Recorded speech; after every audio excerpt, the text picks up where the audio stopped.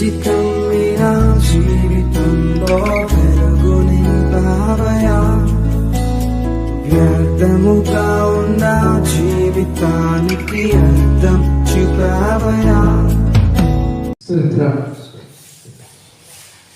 దేవునికి మహిమ ఘనత ప్రభావములు యుగ యుగాలు కలుగును గాక.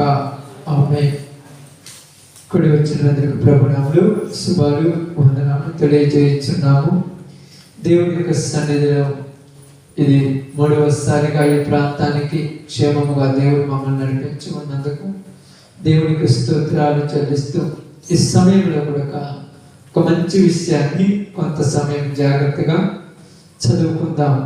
ఈ విషయం చదువుతున్నప్పుడు కొద్దిగా ఆలోచించడానికి ప్రయాసపడండి. ఎందుకంటే యేసు ప్రభు వారి గురించి ఈ లోకములో ఉన్నటువంటి ప్రజలకు అవగాహన కలిగించాలి.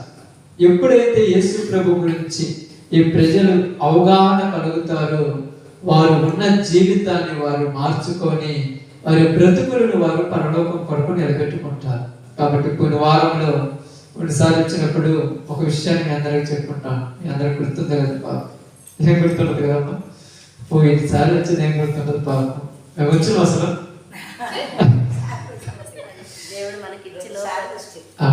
సమస్తమును సృష్టి మనకు చేతికి అప్పగించాడు. అది మీ కాళ్ళ కింద పెట్టుకోమని చెబితే అది మీ తల మీద పెట్టుకున్నారని చెప్పారు. దాన్ని పూజించడము, దాన్ని ఆరాధించడం చేయటము కరెక్ట్ కాదు. మనకు దేవుడు అది మనకి ఇచ్చాడని దాని గురించి మాట్లాడాలి. అంతకుముందు సార్ వచ్చినప్పుడు చెప్పింది గుర్తుందా? మాట్లాడితే గుర్తు లేకపోతే అంతకుముందు గుర్తుందా? అంతకుముందు సార్ వచ్చినప్పుడు ఒకరినొకరు ప్రేమించుకోండి అని చెప్పాను. ప్రేమ గురించి, ఆప్యాయత గురించి చెప్పాను. తర్వాత వేరే దైవజనులు వచ్చి ఒక చిన్న విషయం చెప్పారు. ఓకే, కాబట్టి ఎందుకంటే వాక్యాన్ని ఎందుకు గుర్తు పెట్టుకోవాలంటే మేము అంత దూరం నుంచి అంత కష్టపడి ఇక్కడికి వచ్చి ఈ మాటలు చెప్తున్నప్పుడు మీరు కొన్ని వినాలి.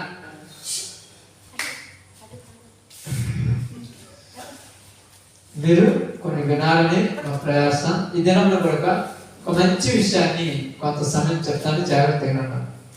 బైబిల్ గ్రంథంలో నుంచి కీర్తనల గ్రంథము 139వ అధ్యాయము. కీర్తనల గ్రంథము 139వ అధ్యాయము 16వ వచనాన్ని జాగ్రత్తగా చదువుకుందాం. నేను పిండమనై ఉండగా నీ కన్నులు నన్ను చూచెను.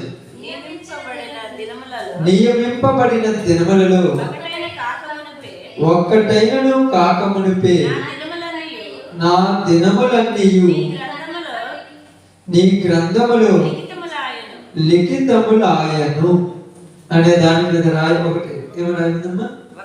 ఒకటేసి ఏం రాయబడింది? ఒకటైనను కాకమునిపే నా దినములు నిరూపించడంగా అన్నీ నీ గ్రంథంలో రాయబడి. అంటే ఇక్కడ సందర్భాన్ని మనం అర్థం చేసుకుందాం. దావీదు మహారాజు మాట్లాడుతున్నటువంటి ఒక మాట.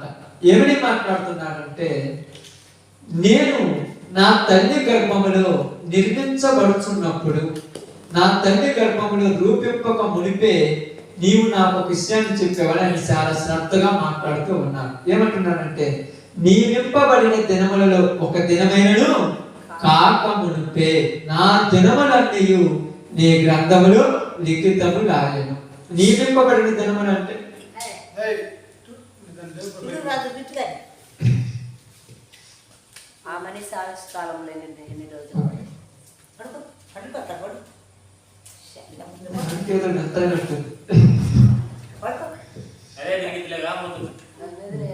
దాని వదిలేండి, దాన్ని తెలుసుకుంటుంది మన పని మనం చూద్దాం కొంత సమయం. చూడండి బాగా, ఇక్కడ నియమింపబడిన దినములు అంటే ఏందమ్మా?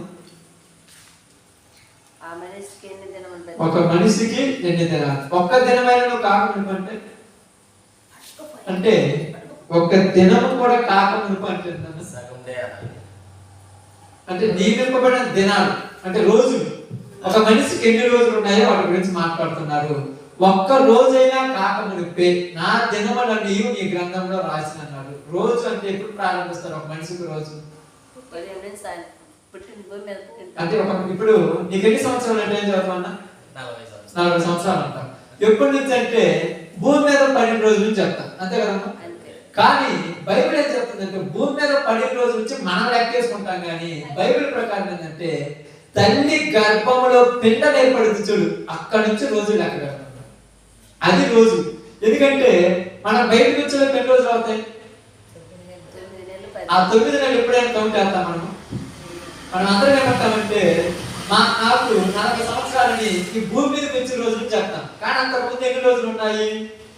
ఆ యొక్క పిండం అంటే తండ్రి గర్భంలో నుంచి ఆ యొక్క శుక్రకణం వచ్చి తల్లి గర్భంలో ఉన్న అండాశయాన్ని కలిసినప్పుడే ఒక రోజు ప్రారంభమవుతుంది.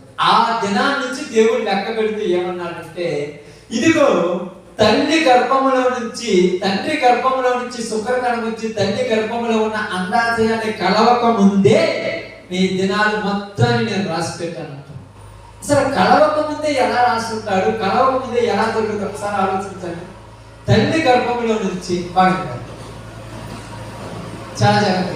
తల్లి గర్భంలో నుంచి ఆ యొక్క తండ్రి గర్భంలో ఉన్నటువంటి ఆ యొక్క శుక్రకణం తల్లి గర్భంలోనికి రాకముందే దేవుడు ఏమని మాట్లాడుతున్నాడు అంటే, ఒకటి ఇక్కడ ఏర్పాటు చేశానని మాట్లాడుతున్నాడు. దాని గురించి మీరు చాలా జాగ్రత్తగా వినాలి.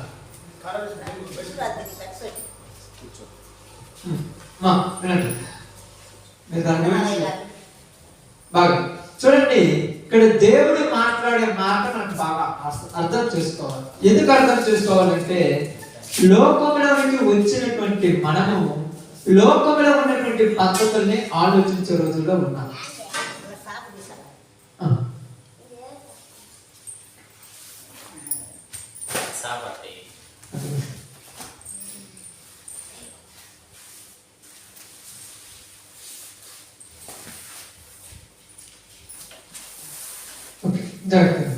మనం ఈ లోకంలోనికి వచ్చినప్పటి నుంచి మన దినాలను మనం లెక్క పెట్టుకుంటూ పోతుంటాం. 1, 2, 3, 4 అని నెలలని సంవత్సరాలని. కానీ బైబిల్ ఏం చెప్తుందంటే మనిషి తల్లి గర్భంలో నిర్మాణాన్ని మాట్లాడుతూ ఉంది. ఈ రోజు ఈ బైబిల్లో ఉన్న దాన్ని కాపీ చేసే సైన్స్ పుస్తకంలో మనకి చదువుకుంటూ ఉంటాం. 1 నుంచి 10వ తరగతి చదువుకున్నప్పుడు, ఇంటర్మీడియట్ కానీ డిగ్రీలు కానీ తర్వాత బయాలజీ కానీ చదివినప్పుడు ఈ లోపల జరిగే చర్యని పెద్ద ఎంఎస్సీలుగా పిహెచ్డీలుగా చేస్తూ ఉంటారు. కాబట్టి ఇప్పుడు అన్నిటి గురించి కాదు, ఒక విషయం చెప్పాలి చెప్తున్నాను. దేవుడు దినాలను లెక్క పెడుతూ ఉన్నాడు. ఒక దినము కాకముందే మనిషి దినాలని రాయబడ్డాయి. ఏ దినాలంటే జననము రాయబడింది, మరణము రాయబడింది. ఎలాగంటే మీకు అందరికి అర్థం కావడానికి, మీ అందరికి టాబ్లెట్స్ వాడు అలవాటుందిగా, ఎవరికైనా అలవాటుందమ్మా లేదా? రోజుకి నేను తెచ్చిపెట్టుకుంటాను కదా ఇళ్ళల్లో. ఎందుకంటే పండుగ పోయి వచ్చేది సాయంత్రం వచ్చి కొడుకులు వచ్చాక ఎక్కడ వేసుకొని పొద్దున్నే పోవాలి కదా మళ్ళా ఖచ్చితంగా ఏమన్నా నైట్.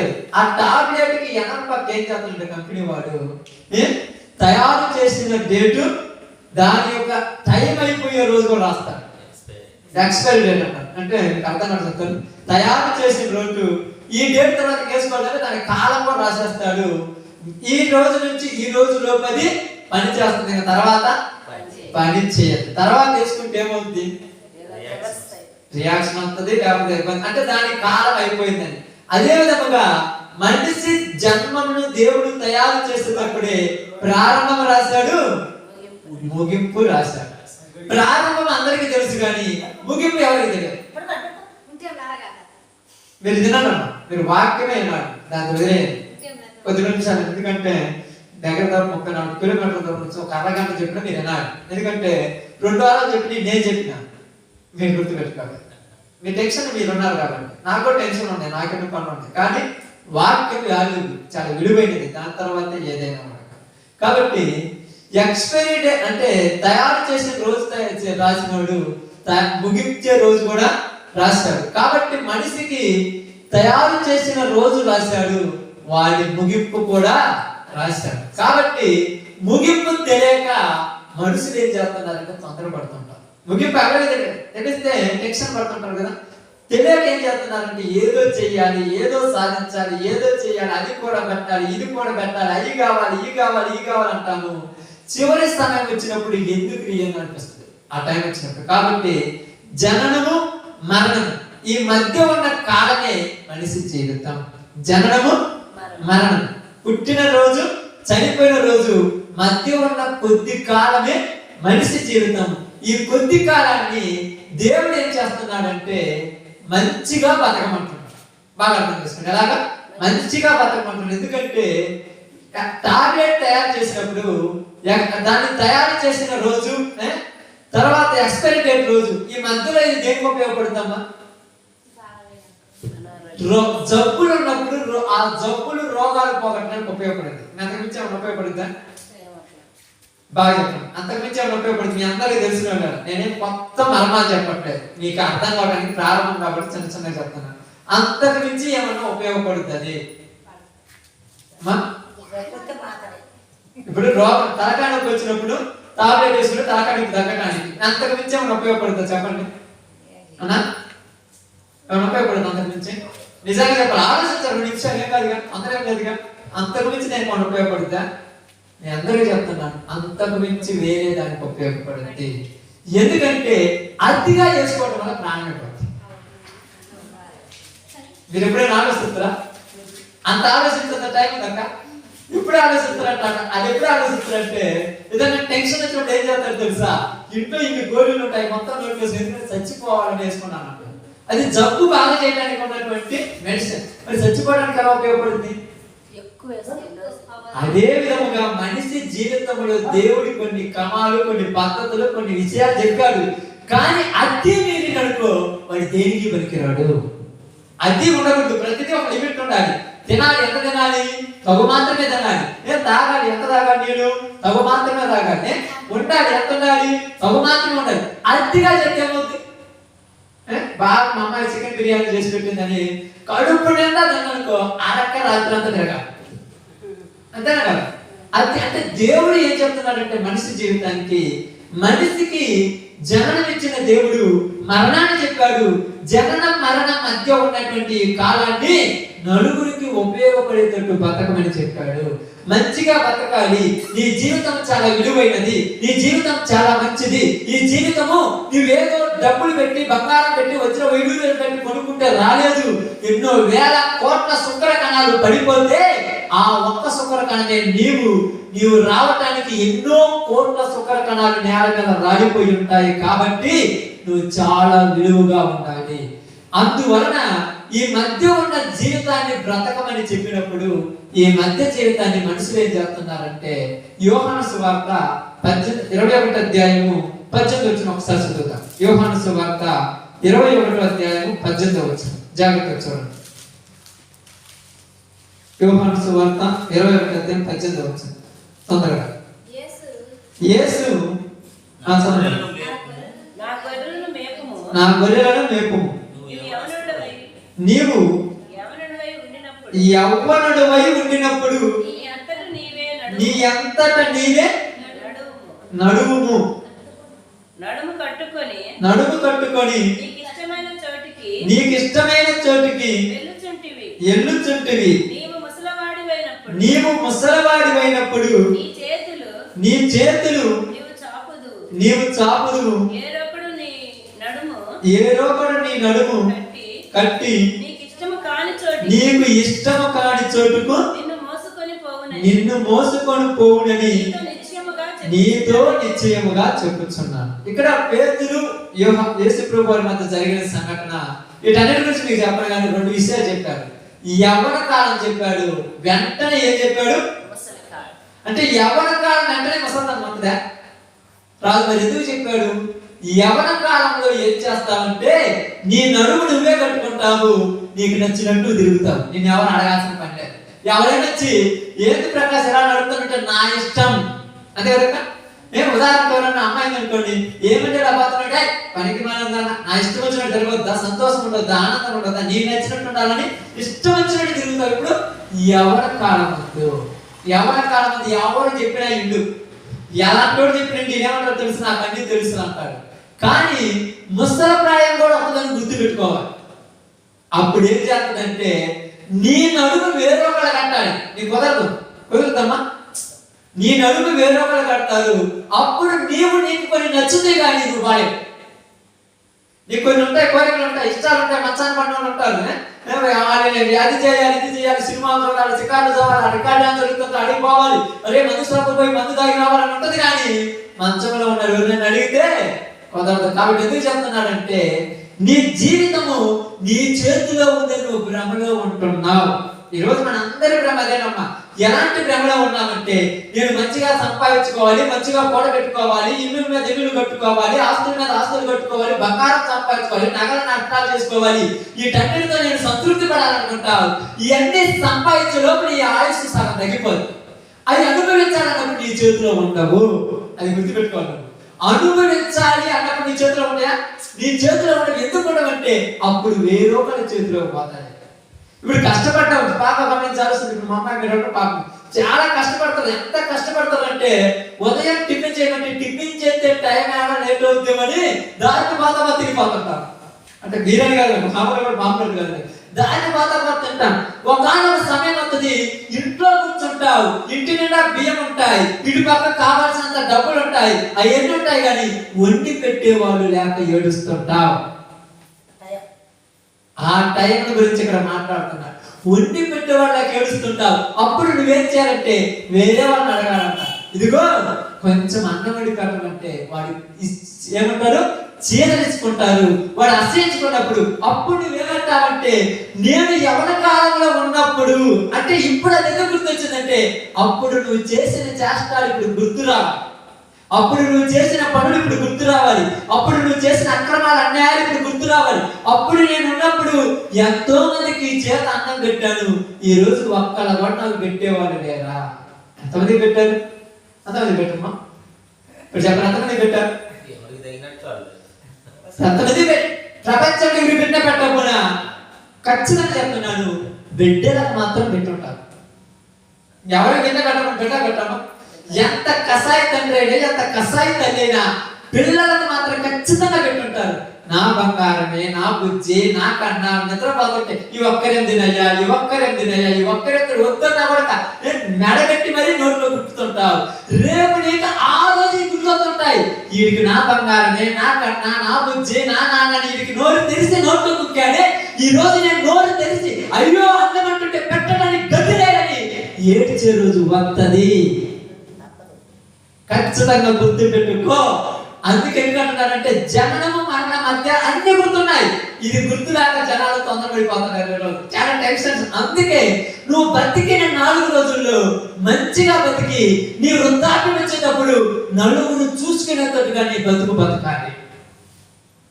చాలా వాళ్ళు అనిపించాలి, చాలా మంచి వాళ్ళు, అయ్యో ఇలాంటి వాళ్ళు ఇబ్బంది ఉండాలి. శత్రువు కూడా మన దగ్గరికి వచ్చి మనకు మేలు చేసేటట్టుగా ఉండాలి. శత్రువు కూడా మనం చూసి అయ్యో ఎంత మంచివాడికి ఎలా జరిగింది. ఒకప్పుడు నేను అన్యాయంగా రోడ్డు మీద పడిపోతే వాడి పని మనకు వచ్చి నాకు అన్నం పెట్టాడు, ఈ రోజు అన్నం లేకుండా పడిపోయాడు, నేను నీకు అన్నం పెట్టాలి అంటే నువ్వు చేసిన క్రియలే. ఎందుకంటే బైబిల్ గ్రంథంలో రాయబడింది, మత్తయి సువార్త 5వ అధ్యాయము 16 వచనం అనుకుంటాను, జాగ్రత్తగా చూడండి. మత్తయి సువార్త 5వ అధ్యాయం 16 అనుకుంటాను, చూడండి తొందరగా చదవాలి.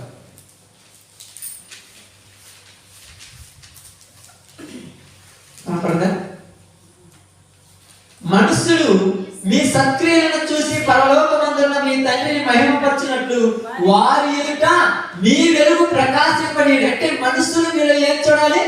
సత్క్రియలు. సత్క్రియలు అంటే మంచి క్రియలు. లోతులోకి చెప్తా దాని గురించి. ఏ క్రియలు? మంచి క్రియలు. ఈ రోజు మంచి క్రియలు చేసే వాళ్ళు లోకం మీద కనపడుతున్నారా? మంచి క్రియలు చేయాలి. మంచి ఏంటంటే దారిని పోయే వాళ్ళని చూసి నువ్వు అన్నం పెట్టాల్సిన పని లేదు, కానీ నిన్ను చూసుకున్న వాళ్ళని నువ్వు చూసే పరిస్థితి రావాలి. కష్టం అవుతామా? ఎందుకు కష్టం అవుతుందంటే స్వార్థం పెరిగిపోయిన లోకం ఇది. ఎలాంటి స్వార్థం పెరిగిందంటే నేను, నా పిల్లలు, నా భర్త, నా భార్య అనేటువంటి ఈ పరిస్థితిని ప్రతి కుటుంబంలోకి వచ్చేసింది. తప్పులేదు, నేను రావద్దనంట, కానీ ఇక్కడ నేను చివరికి మిగిలేది ఏంటిది? నేను అనేది గుర్తుపెట్టుకోండి. చివరికి మిగిలేది ఏంటిది? నేను. పిల్లలు అనేవాడు ఒక రోజు వచ్చినప్పుడు పక్కా పోతాడు, భర్త అనేవాడు ఒక రోజు వచ్చినప్పుడు పక్కా పోతాడు, భార్య అనేవాడు ఒక రోజు వచ్చినప్పుడు పక్కా పోతాడు. నేను అనేది నీకు కనపడుతుంది. కాబట్టి నీవు నీ జీవితంలో నువ్వు సత్క్రియలు చేసి, మంచి క్రియలు చేసి, మంచి పనులు చేస్తే పరలోకమందున్న తండ్రి నిన్ను ఒకానొక సమయంలో నీకు మేలు చేసేటట్టుగా నువ్వు బతకాలి. అలా బతకడం అంటే ఈ రోజులో మనం ఏమంటామంటే ఉన్నదంతా కూడా ఊడిపోతుంటాం. ఎక్కడికి పోతుంది? అలా బతకాలంటే కష్టం. ఎందుకు కష్టం అని చెప్తున్నానంటే ఎదుటి వారికి మేలు చేయకుండా పర్వాలేదు, కానీ కీడు మాత్రం చేయకూడదు. ఈరోజు ఎదుటి వారికి మేలు చేసేవాళ్ళు లేరు, కానీ కీడు మాత్రం మరీ ఎక్కువ చేసేవాళ్ళు. స్వార్థం పెరిగిపోయిన లోకం ఉన్న ఎలాంటి లోకంలో ఉన్నామంటే మన బైబిల్ గ్రంథం చెప్తుంది. తిమోతికి రాసినటువంటి 2వ పత్రిక 3వ అధ్యాయం 1వ వచనం చాలా జాగ్రత్తగా చెప్తుంది. తిమోతికి రాసిన 2వ పత్రిక 3వ అధ్యాయం 1వ వచనం ప్రస్తుత కాలం ఎలా ఉందో మీకు అర్థం కావాలని చెప్తున్నాను. 3:1 తిమోతికి రాసిన 2వ పత్రిక కనపడిందమ్మా? మీరు చదవాలి కాబట్టి మీరు చాలా చదివిస్తున్నాను, లేకపోతే నేను టక్కనకి చదివేస్తాను. 3:1 అంత్యదినములలో అపాయకరమైన కాలంలో వచ్చునని తెలుసుకొనుము. ఎందుకనగా మనుషులు స్వార్థ ప్రియుడు. ఎలాంటి వాళ్ళంటే మనుషులు స్వార్థ ప్రియుడు. ఏంటి స్వార్థం అసలు? స్వార్థం అంటే ఏంటన్నా? చాలా అర్థాలు ఉంటాయి కదా, ఎన్నెన్నో వస్తాయి కదా, కానీ ఇక్కడ చాలా అర్థాలను స్వార్థం అనేది ఏంటంటే నేను మాత్రమే బాగుండాలనేది స్వార్థం, నేను బ్రతకాలనేది స్వార్థం, నేనే ఉండాలనేది స్వార్థం. మనుషులు స్వార్థ ప్రియులు, ధనాపేక్షకులు, బింకములాడువారు, అహంకారులు, దూషకులను, తల్లిదండ్రులకు అవిధేయులను, కృతజ్ఞత లేని వారును, అపవిత్రులను, అనురాగ రహితులను, అతిద్వేషులను, అజితేజులను, క్రూరులను, సజ్జన దోషులను, నిజముగా ద్రోహులను, మూర్ఖులను, గర్వాంధులను, దేవుని కంటే ఎక్కువగా సుఖాన్ని ప్రేమించే వాళ్ళంటే ఈ రోజు. ఇవన్నీ లేవు జనాలు. ఇవన్నీ లేకపోతే ఏమని నేను అర్థం? దేవుని కంటే ఎక్కువగా సుఖం కావాలి. సుఖం సుఖం అంటే ఎక్కడ వస్తుంది? దేంట్లో దొరుకుతుంది సుఖం? సుఖం ఎక్కడ దొరుకుతుందా? ఎక్కడ దొరకలేదు. సుఖం కోసం వెతుకుతున్నారు కదా. ఎలా ఉందంటే ప్రసంగి మాట్లాడుతున్నాడు, తినాలి తినాలి తినాలి తినాలి తినాలి అంటున్నాడంట. ఎంత తిన్నా తృప్తి లేదంట, ఎంత తిన్నా తృప్తి లేదంట. కాబట్టి చూడండి, ఎంత తినండి తృప్తి లేదంట. ఉదయం అంటే మధ్యాహ్నం 1 గంటలకు బెల్లు పెట్టాలి అంతే. ఏ రోజు ఒక 4 రోజులు లేకపోతే ఉండదా? అలా ఉండే పని అయితే మేము ప్రార్థనకు వచ్చినప్పుడు ఎలా మేము ముందే చదువుతాం, అక్క ముందే అమ్మడి పెట్టమని చెప్పేసి ఒక పోటీ చేసి 4 రోజులు దాకా అట్లా లేదు కదా. ఎందుకంటే తృప్తి అనేది మనిషికి దేనిలో దొరకదు. నువ్వు కావాలంటే ఎన్నైనా చూడక 10 కోట్లు సంపాదించమనుకో, 10 కోట్ల తర్వాత 20 కోట్లు సంపాదనుకుంటా, 20 కోట్ల తర్వాత 100 కోట్లు సంపాదనుకో, 100 కోట్లు సంపాదించినాక 1,00,000 కోట్లు అంటావు. ఎంత సంపాదించడానికి తృప్తి ఉండదు. మరి తృప్తి ఎక్కడ దొరుకుతుంది మనిషికి? ఆమేన్. ఎంతమా? దేవుని దగ్గరే తృప్తి దొరుకుతుంది.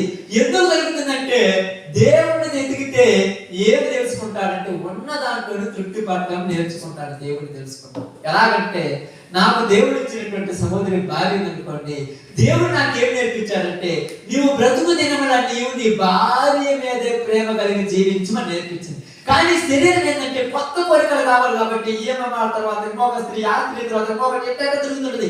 చివరి అంత తిరిగిన తర్వాత ఏంటనుకో ఈ ఆడియో కూడా ఏం లేదంట. అర్థమైందా? ఇది బైబిల్ గ్రంథం చెప్తుంది. కాబట్టి దేవుడు ఏమన్నాడంటే నువ్వు బ్రతికిన దినాలలో జననము మరణాల మధ్య ఉండే జీవితము నీవు మంచి పనులు చెయ్యి అన్నాడు. మంచి పనులు అంటే ఏంటి? చెప్పండి. మీ అందరికీ తెలిసి మంచి పనులు అంటే అందరికీ తెలిసి మంచి పనులు అంటే ఏంటంటే ఇబ్బందిలో ఉన్న వారిని పరామర్శించడము, ఆకలితో ఉన్న వారికి అన్నం పెట్టడము, కష్టాల్లో ఉన్న వారిని ఆదుకోవటము, బాధలో ఉన్న వారికి సహాయం చేయటము. ఏదో మంచి పనులు ఏమైనా ఉన్నాయా?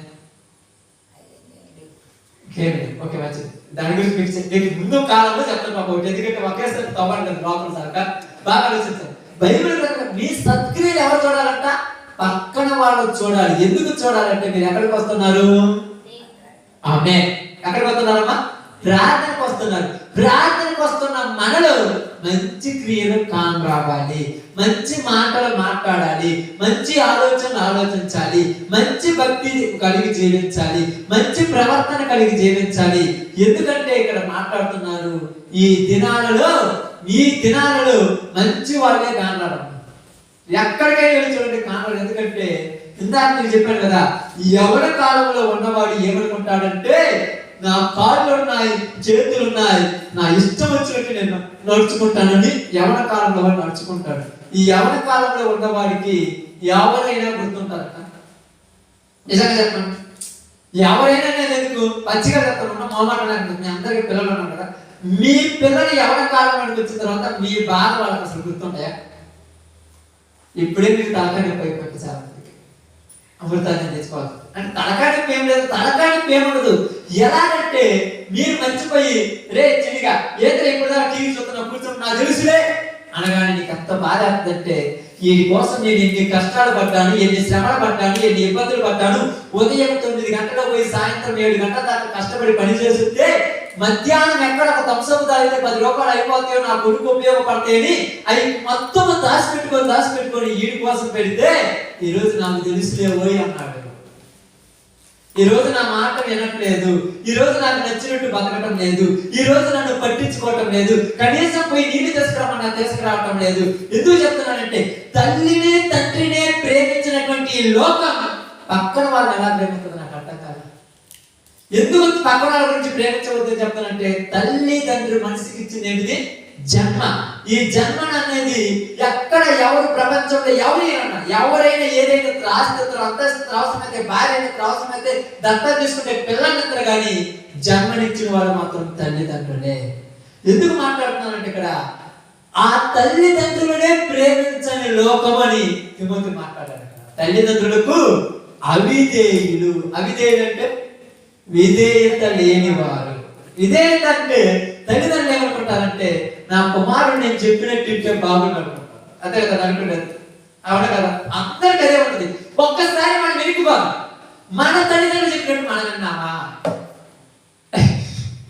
ఇప్పుడు మనకు అనిపించాక కరెక్ట్ కాదు, మన పిల్లలు మనం మాట్లాడకపోతే మన కరెక్ట్, మన తప్పు. మనం మాత్రం కరెక్టే. నేను ఎంత పద్ధతిగా నువ్వు పద్ధతిగా చేసుకున్నట్టు ఎందుకు బాగుండేది తెలుసా? నువ్వు పద్ధతి ఉంటే ఈ టైంలో నువ్వు ఎలా ఉన్నాడు అంటే ఒక దేవుని సేవలో మంచిగా ముందుకు సాగిపోయేవాడు.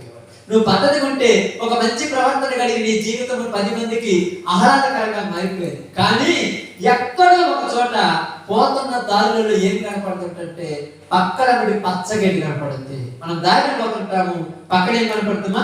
పచ్చగడ్డి కనపడుతుంది. ఎప్పుడైతే పచ్చగడ్డి కనపడుతుందో ముందున్న దారిని మర్చిపోయి పక్కన ఉన్న పచ్చగడ్డితో, అది కొర్రె అయినా బర్రె అయినా చివరికి మనిషి అయినా, మన ముందున్న దారి మనకు కానరాకుండా చేసింది ఎవరంటే ఈ లోకం అనేటువంటి ఆశలు. ఈ లోక ఆశలు మనసులోకి వచ్చేసాయి, కోరికలు తీర్చుకోమని రెచ్చబడుతున్నాయి. ఈ కోరికలు తీర్చుకునేటువంటి సందర్భంలో మనిషి కళ్ళకు ఏమి కట్టిందని రాయబడింది బైబిల్ గ్రంథంలో? చీకటి కమ్ముకుపోయింది. అంధత్వము రాయబడింది. చీకటి కమ్ముకుపోయింది. చీకటి కమ్ముకుపోయి మనిషికి ఆ దగ్గర ఉన్నటువంటి తల్లి వచ్చి రే ఇది కాదంటే ఆ తల్లిని ఏమంటాడు తెలుసా? కత్తితో పడితే ఒక్క ఏడుకు చస్తామంటాడు. కత్తితో పడుతుందా? మొక్కతో పడుతుంది, పడితే ఒక దెబ్బ చస్తామంటాడు. అంటే ఎందుకు చెప్తున్నానంటే ఆ టైంలో వాడు ఏం చేస్తాడో వాడికి తెలియదు. అందుకని యవన కాలం చాలా డేంజర్. మనం ఉన్నటువంటి స్థితిలో చెప్తున్నాను, యవన కాలం బాగా చాలా డేంజర్. అందుకో బైబిల్ గ్రంథంలో రాయబడింది, యవన కాలంలో దేవుని నమ్ముకున్న నరుడు ధన్యుడంట. ఎందుకంటే యవన కాలంలో ఖచ్చితంగా తొట్టెళ్ళు పడిపోతారని రాయబడింది. ఈ సందర్భాన్ని మీకు ఎందుకు చెప్తున్నానంటే మనము జీవించేటువంటి జీవితము లోకం కోసమని మనం భ్రమపడిపోతున్నాము. చాలా మంది అదే భ్రమలో ఉన్నారు. ఏమన్నారంటే నేను నా పిల్లలకు చంపాలి, నా పిల్లలకు చంపాలి. తప్పమ్మా, నీ పిల్లలను నువ్వు సంపాదించి ₹1 కూడా తినవాళ్ళు. ఎందుకు తినాలంటే తినరంతే. కావాలంటే నీ ముందున్న వాళ్ళు పేరాలంటే తినలేము, తిండ్రు. ఎందుకంటే వీళ్ళ జీవితంలో వీళ్ళకు కొన్ని కోరికలు ఉంటాయి, వాళ్ళకు కొన్ని కోరికలు ఉంటాయి. కానీ మనం ఏం చేయాలంటే ఈ జీవితం దేవుడు మనకిచ్చింది. ఎవరిచ్చాడు ఈ జీవితము? ఎందుకంటే కొన్ని వారం చెప్పింది అదే ఏంటి? దేవుడు సృష్టించాడు, దేవుడు మనకిచ్చింది. దేవుడు మనకిచ్చి తల్లి గర్భంలోనికి పంపించి భూమి మీదకి రప్పిస్తే అక్కడి నుంచి దేవుడు తండ్రిలోనికి పంపించాడు, తండ్రిలో నుంచి తల్లిలోనికి వచ్చాడు, తల్లిలో నుంచి భూమి మీదకి వచ్చిన తర్వాత నేను ఎందుకు చెప్పాను ఇదంతా అంటే మన నిజ జీవితంలో జరుగుతున్న కంటికి కనిపించే తల్లిని తండ్రిని గౌరవించని ప్రజలు కనపడిన దేవుని ఎలా గౌరవిస్తారు? ఇది చరిత్ర కావాలని చెప్పాడు ఇదంతా. అప్పుడు చాలా మంది లోపల తెలుసా, దేవుడు కనపడతాం లేడు కానీ కనిపించేటువంటి తల్లిదండ్రులే దేవుళ్ళు అంటారు.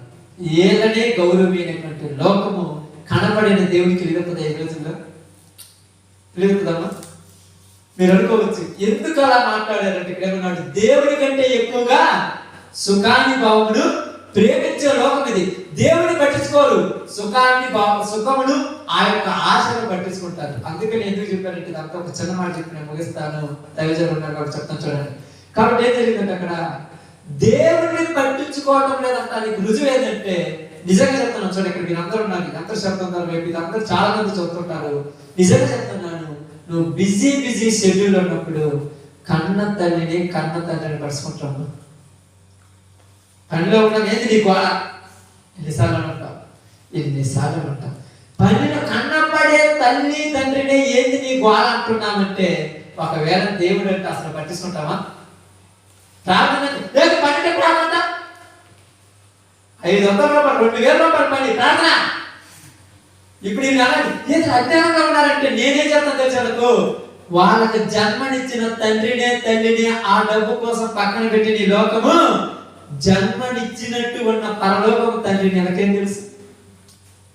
ముందు గ్రహించాల్సింది, గుర్తించాల్సింది ఈ యొక్క లోకంలో ఉన్నటువంటి ఈ పరిస్థితిని బట్టి మీరు అందరూ బాగానండి. కాబట్టి ఇక్కడ మనందరం అర్థం చేసుకోవాల్సింది ఏంటంటే, దేవుడిని ప్రేమించాలంటే మొట్టమొదట మనిషి జీవితం అర్థం కావాలి. నీ యొక్క ప్రారంభం డేట్ మీ అందరికీ తెలుసు. మీరు అనుకుంటున్నారు పుట్టినండి అది 9 నెలలు అయిపోయింది, 9 నెలల 10 రోజులు, 9 నెలల 8 రోజులు, 9 నెలల 15 రోజులు మన మీద భ్రమలోకి వచ్చి ఈ రోజు నేను పుట్టినరోజు, ఈ రోజు నా పుట్టినరోజు. ఇక్కడ పుట్టినరోజు ఓకే, కానీ తల్లి గర్భంలో పుట్టిన ఒక రోజు అది ఎవరికి తెలియదు, పరలోకంలో ఉన్న తండ్రి తప్పితే.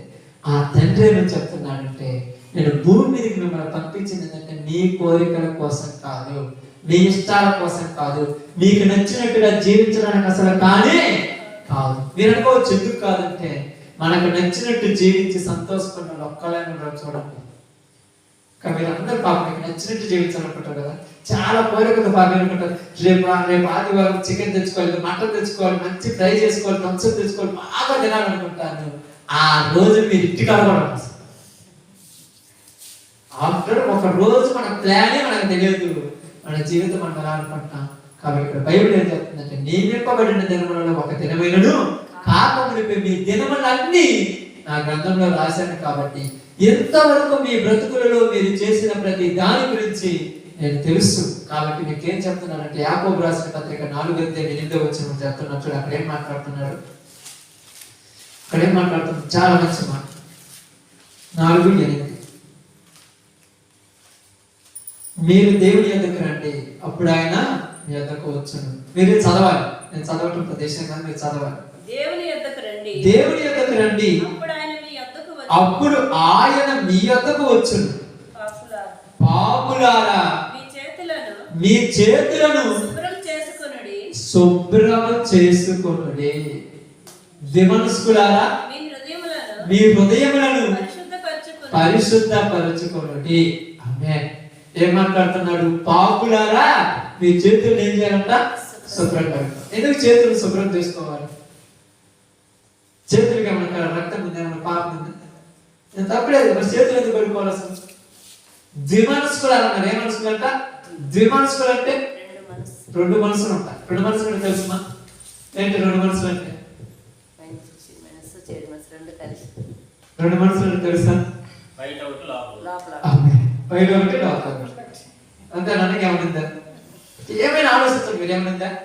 నేను కూడా మీకంటే గొప్పేం కాకపోతే చదువుకొని ఉంటేమో కానీ నేను బైబిల్ కూడా ఇలా ఎక్కువ చదివాను. ఒక 50-60 సార్లు చదువుతాను బైబిల్ మొత్తాన్ని కూడా. 50 సార్లు చదివి కాకుండా కొద్దిగా లోపలికి వచ్చింది. దిమనస్కులు అంటే ఏంటంటే పచ్చిగా చెప్తాను, ఎవరు ఫీల్ కావద్దు. ఈ రోజు ప్రార్థనకు వచ్చినప్పుడు బైబిల్ తీసుకుని మోకాళ్ళ మీద కూర్చుంటారు, రేపు బైబిల్ మా దిక్కుమన్నప్పుడు అలా ప్రవర్తిస్తారు. అది 2 మనసులు అంటే అర్థమైందమ్మా? 2 మనసులు అంటే ఎలా అంటే, నేను ఒక్కడే అంటే నువ్వు ఒక్కడే ఎలా 2 యాక్టింగ్ చేస్తున్నా. ఒక కేసులో కూడా పోలీసు, ఇంకో కేసులో దొంగ. ఈ చిరంజీవి పోలీసుగా దొంగ ఎలా యాక్టింగ్ చేశాడు? అది 2 పాత్రలు. మనిషి జీవితంలో కూడా 2 రకాల పాత్రలు ఉంటాయి. వీడికి వచ్చినప్పుడు మాత్రము అబద్ధం ఆడుకుంటుంది, మతనం చేయకూడదు, దేశీయాలను క్షమించే అంటాము. అక్కడికి పోతే మాత్రము అది పోను, ఇది పోను, తెగిపోడు, ఊడిపోడు, పడిపోడు, ఆడిపోడు. అప్పుడు ఎన్ని బూతు మాట్లాడతాయి అసలు? ఏమని చెప్తా ఈ 2 ఇక్కడ ప్రార్థన చేసి నువ్వే మళ్ళీ బూతు మాట్లాడాలి చెప్తున్నావు. అర్థం కాదమ్మా? దాంట్లో బైబిల్ ఏమంటుందంటే 2 నాలుకలు ఉన్నాయంట. 2 నాలుకలు ఎవరుకుంటారు చెప్పారు? పాము డేంజరా లేకపోతే మంచిదే? పాము కంటే మనుషులు డేంజర్. పామున్న ఒకసారి పాపం పడిన కనికరిస్తుందని కాటు ఎక్కడ దొరికితే, ఎందుకని మనిషి మాత్రం కాటు మాత్రం ఖచ్చితంగా కాదు. ఎలాంటి మనిషి అంటే పాపపు మనసు కలిగిన వాడు. 7 మనుషులకి చెడు కోరిక రాకూడదమ్మా. అది తల్లి, చెల్లె, వదిన, ఆడబిడ్డ, అక్క, చెల్లెల, పిన్ని అని చోటు వాడి మనుషులకి చెడు ఉద్దేశం అంటే ఖచ్చితంగా కాపేసిన దాకా వదలరు. చాలా డేంజర్. బైబిల్ అదే చెప్పింది. మనుషులు చాలా డేంజర్ అంటే చాలా ప్రమాదం అంట. నిప్పులో చేయబడితే కాలుతో కాదో తెలియదు, కానీ చెడుతో అల్లుకుపోయినోడితో సావాసం చేస్తే ఖచ్చితంగా కాటేసి పారిపోతాడు. అందుకనే ఉన్నాడంటే, పాపులారా మీ యొక్క చేతులను కడుక్కోండి, మీ హృదయములను శుభ్రం చేసుకోండి. ఎందుకంటే మీ చేతులు ఎలా ఉన్నాయంటున్నాడు యెషయా గ్రంథం 1 తర్వాత చదువుకున్నాక ఎలా ఉందంట? రక్తముతో నిండి ఉన్నవి. మీ పాదములు రక్తములతో నిండిపోయి ఉన్నది. మీ హృదయము ప్రతిదీ చెడు చెడు చెడుతో నిండిపోయింది. ముందు అవి కడుక్కొని తర్వాత మీరు బయట కడుక్కోమన్నారు. కానీ లోపల కనపడదు కాబట్టి కడిగేది. అసలు కనపడదు కానీ ఆశలు కోరిక లోపల పైన చాలా మంచి నేను ప్రకాశం అబ్బా చాలా మంచోడు చాలా పడుతుంది. లోపల దరిద్రం మీకేమైనా తెలుసా? ఎంత బూజు కట్టుకుందో ఈ చర్చి ప్రారంభం. మీరు దేవుడు ఇంక బూజులో నీ బయట చూస్తే పెద్ద బాగుంది, కానీ ఎంత దుమ్ముందో ఎంత ఉందో మొత్తం మరవాడుగా. అలాగనే లోపల కరుడు కట్టుకుందని కడుక్కోవాలి మొదట.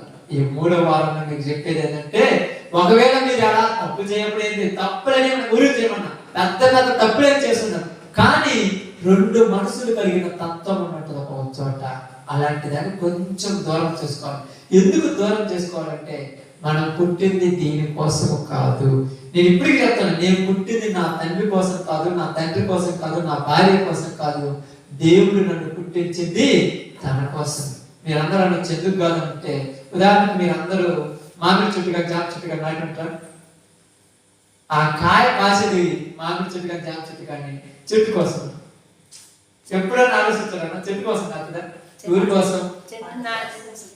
దాన్ని నాటి దాన్ని నీళ్లు పోసి పెంచి యజమానుడికి అంటే దాన్ని నాటిన వాడికి ఇవ్వడానికే చెట్టు కాయ కాదు. అలాగే మనం కూడా ఎవరి కోసం? మన నాటిన వాడు ఒకడు ఉన్నాడు. ఎవరు నాటిది? మనం. మనం దేవుడికి మంచి ఫలాలు ఇవ్వాలి. అందుకే దేవుడు మనం పుట్టించింది. ఇవన్నీ మనం తెలియక ఏమనుకుంటామంటే, పిచ్చిలోపలు చాలా మంది ఏమని మీ అందరూ మా ఇంటి చూస్తుంటారు కదా, చాలా మంది అనుభవించడానికి కావాల్సి ఉంటుంది. చేతి రోజుకి నెలకు 1,50,000 జీతం వచ్చేది. ఇదంతా నాకేమనిపించిందంటే, క్షణమాత్రం ఉండే సంతోషం. ఎంత ఉన్న సుఖం ఉండదు, ఎంత ఉన్న ఆనందం ఉండదు. ఎన్ని చేసి ఇంకా చేయాలనిపిస్తుంది. ఈ రోజు ఈ రాత్రి పగుల సమయంలో నేను నా భార్య ఇద్దరం కొరకు పరిచర్య కొరకు నేను విశ్వాసం అందరితో మేము వెళ్ళిపోతున్నప్పుడు తిన్నాక సంతోషం ఎందుకుందంటే, దేవుడికి నచ్చినట్టుగా బతికిస్తాను. అలా బతకడం చాలా కష్టం. మీరు అనుకుంటారు ఏందో ప్రార్థన పాడుతుంది కదండి, మీరు అందరూ అనుకుంటారు కదా ప్రార్థన వచ్చి కూర్చోవడం కదండి. ప్రారంభించారు, రేపు నుంచి బతకడం స్టార్ట్ చేయండి. మీకు తెలిస్తే ఎన్ని కష్టాలు ఎన్ని ఇబ్బందులు. అసలు అబద్ధం ఆడుకుంటే మీ దగ్గరికే వచ్చి ఆడుతారు. మరి అసలు బూతు మాటలు మాట్లాడుకుంటే మిమ్మల్ని రెచ్చగొడుతుంటారు, నీకే ఇబ్బంది పడుతుంటారు. నువ్వు తట్టుకోలేక ఒక్కసారిగా లోపల ఉన్న పైకి మొత్తం ఆ కాలం గేట్ వేసిన తర్వాత ఒక్కసారి ఎత్తి తట్టపోతే ఆ పైకి మాత్రం పోయిన తర్వాత అప్పుడు పదార్థం అంటారు అన్నమాట. అలా మనం రెచ్చగొట్టేటువంటి దరిద్రం అనేది లోపల ఉంటుంది. కాబట్టి ఈరోజు మీ అందరికీ చెప్పిన ఒక చిన్న మాట ఏంటంటే, హృదయంలో ఏదైనా చెడు ఉంటే మా దగ్గర లేదులే ఉండే అనుకోండి. ఎందుకంటే బైబిల్ దగ్గరికి వచ్చారు కాబట్టి చెప్తున్నాను, బైబిల్ ప్రకారం దేవుడి సేవకుడిగా చెప్తున్నాను, అది పక్కగా తీసేయాలి. తీసివేయకుండా అది ఏం చేస్తుందంటే మనందరినీ పాడు చేసేస్తుంది. అది కాకరాదు కంటికి ఖచ్చితంగా పాడు చేస్తుంది. కొరికి పుండు ప్రాకినట్టు లోపల లోపల లోపల లోపల లోపల కొరికేసి జీవితాన్ని సర్వనాశనం చేస్తుంది. చివరికి వెనక్కి తిరిగి చూస్తే ఏమీ ఉంటుంది. అందుకని ఈరోజు మీ అందరూ చెప్పింది ఏంటంటే, ఒకటే ఒక మాట, మన జీవితాల్లో దేవునికే నచ్చినట్టు బ్రతకాలి. అలా ఎలా బ్రతకాలంటే సత్క్రియలు చేయాలి. సత్క్రియలు ఏంటంటే మీ అందరూ చెప్తాను, మొట్టమొదట మీ ప్రారంభం చెప్పినట్టు చెప్తాను, భర్త భార్యలు, భార్య భర్తలు, తల్లిదండ్రులు పిల్లలను, పిల్లల తల్లిదండ్రులు. ఇక్కడి నుంచి ప్రారంభించడం మంచి పనులు. ఎందుకంటే బయట వాళ్ళకి తొందర చేయడం కుదరదు, తొందర చేద్దాం. బయట వాళ్ళకి ఇక్కడి నుంచి ప్రారంభించడం పొందాలంటే ఇక్కడి నుంచి ఎందుకు కుదరదంటే, మొట్టమొదటి చెప్తాను, బాగా ఆకలి అవుతుంటే ఎవరిని పడుచుకోకుండా తినేస్తాం. మీరు అనుకోవచ్చు కన్న కొడుకుని గుర్తొస్తున్నట్టు వస్తుంది, కానీ ఈ కడుపులో ఆకలి ఏం చేస్తుందంటే అన్ని మైమర్పించేస్తుంది. ఇష్టమైన సినిమాలు సీరియల్ చూస్తుంటే పనికి పోయి వచ్చిన భర్త కూడా గుర్తు లేకుండా చేస్తుంది ఈ జీవితం. నేను నిజంగా చెప్తున్నాను, మీకు అనుకోవచ్చు జీవితంలో భర్త కంటే విలువైంది భార్యకి ఏమి లేదమ్మా, కొన్ని వాటిని చెప్పాను. కానీ నీకు ఇష్టమైన సీరియల్ చూస్తున్నప్పుడు ఉదయం నుంచి సాయంత్రం పని చేయకుండా ఆ నుంచి వచ్చిన వరకు కనీసం నీళ్ళేమంటే తెచ్చుకోలేమంటున్నామంటే నా ప్రకారం చెప్తున్నాను. మా అమ్మాయి కూడా ఎన్నోసార్లు చెప్పాను, నీ జీవితంలో చెడు వచ్చిందని అర్థం. ఎందుకంటే నీకు శిరస్సు అయిన భర్తను గౌరవించిన జీవితాలు ఎన్ని పుణ్యాలు చేసినా, ఎన్ని వ్రతాలు చేసినా, ఎన్ని సంవత్సరాలు కూర్చొని ప్రార్థన చేసినా వేస్టే. మొట్టమొదట గౌరవం ఎక్కడి నుంచి రావాలి? మొట్టమొదట భర్తను గౌరవించిన భార్యను ప్రేమించిన భర్త. ఇక్కడ నుంచి మంచి పనులు ప్రారంభిస్తే ఆటోమేటిక్ పెరిగిపోతా ఉంటాయి. బయట నుంచి ప్రారంభిస్తాను, నేను అందరికీ మంచి పనులు చేస్తానంట. నీ భార్యకి నచ్చకపోతే ఏం పడక కావాలంటే వాళ్ళందరినీ అడిగేది నాకు అంతకాలం బయట నటించడం కోసం నేను ఎన్నో చేస్తాను. నేను అందరి దగ్గర ముందు నేను నచ్చాల్సింది ఇంకా కదా, ఎందుకంటే నా నిజ జీవితం కనపడేది ఎలాగే. బయట మొత్తం యాక్టింగ్ పైపడి బయట ఉంటారు, సూపర్ నా బట్ట వేసుకుంటాను, అన్నం తింటున్నారంటారు, టిఫిన్ చేస్తున్నారంటుంటాను. కానీ ఏమో తెలుసు నా నిజ జీవితం. ప్రారంభం ఎక్కడి నుంచి మొట్టమొదటి ఈరోజు మీ అందరికీ మీ కుటుంబాలలో మంచి పనులు చేయడం ప్రారంభించండి. దాన్ని చిన్న చిన్న తీసేయండి. వద్దు మనకు అయ్యండి. దేవుడి కోసం పుట్టాము, దేవుడి కోసం బతుకుతాము, దేవుడి కోసం ఉంటాము. అప్పుడు దేవుడే మన కుటుంబాలను వృత్తిలోనికి తీసుకొస్తాడు. ఈ భాగ్యం దేవుడు మనకు అనుగ్రహించిన గాక.